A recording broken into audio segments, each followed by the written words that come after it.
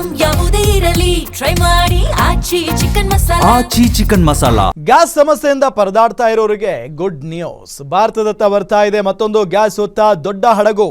ಹರ್ಮೂಜ್ ಜಲಸಂಧಿ ದಾಟಿ ಗ್ರೀನ್ ಆಶಾ ಹಡಗು ಬರ್ತಾ ಇದೆ. ನಿನ್ನೆ ಬೆಳಗ್ಗೆ ಹರ್ಮೂಜ್ನಿಂದ ಭಾರತಕ್ಕೆ ಹೊರಟಿದೆ ಹಡಗು. ಸುಮಾರು 20,000 ಮೆಟ್ರಿಕ್ ಟನ್ ಗ್ಯಾಸ್ ಹೊತ್ತಿರುವಂಥ ಗ್ರೀನ್ ಆಶಾ ಹಡಗು ಈಗ ಭಾರತದತ್ತ ಬರ್ತಾ ಇದೆ.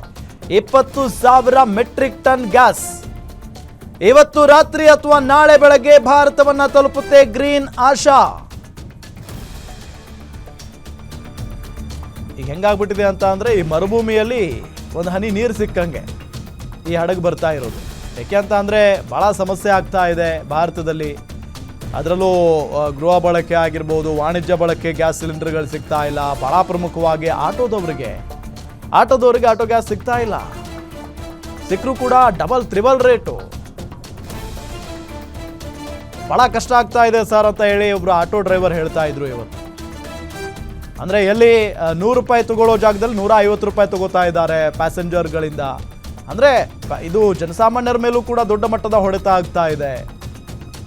ರಿಕ್ವೆಸ್ಟ್ ಮಾಡ್ತಾ ಇದ್ದಾರೆ ಆಟೋದವರು, ಪಾಪ ಅಂದರೆ ನಮಗಿಷ್ಟು ಈ ಥರ ಸಮಸ್ಯೆ ಆಗಿದೆ, ಇದು ಸರಿ ಹೋಗೋವರೆಗೂ ಸ್ವಲ್ಪ ನಮಗೂ ಸಹಾಯ ಮಾಡಿ ಅನ್ನೋ ಥರ ಆಟೋದವರು ಜನಸಾಮಾನ್ಯರಿಗೆ ಅಥವಾ ಗ್ರಾಹಕರಿಗೆ ರಿಕ್ವೆಸ್ಟ್ ಮಾಡ್ತಾ ಇದ್ದಾರೆ. ನೋಡಿ, ಇಲ್ಲಿ ಸಾಲುಗಟ್ಟಿ ನಿಲ್ತಾ ಇದ್ದಾವೆ ಆಟೋಗಳು. ಸಿಗ್ತಾ ಇಲ್ಲ ಗ್ಯಾಸ್. ಸಿಕ್ಕರೂ ಕೂಡ ಡಬಲ್ ತ್ರಿಬಲ್ ರೇಟು. ಇದೆಲ್ಲದರ ಜೊತೆಗೆ ಈಗ 20,000 ಮೆಟ್ರಿಕ್ ಟನ್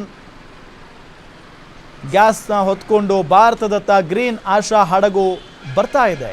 ಅದರ ಫೋಟೋವನ್ನು ನಿಮಗೆ ತೋರಿಸ್ತಾ ಇದ್ದೀವಿ. ಸೊ ನನಗಾಗಲೇ ಹೇಳಿದಾಗೆ ಮರುಭೂಮಿಯಲ್ಲಿ ಒಂದು ಹನಿ ನೀರು ಸಿಕ್ಕಂಗೆ. ನಮ್ಮ ಭಾರತಕ್ಕೆ ಇದು ಅರ್ಧ ದಿನದ ಗ್ಯಾಸ್ ಕೂಡ ಅಲ್ಲ ಇದು.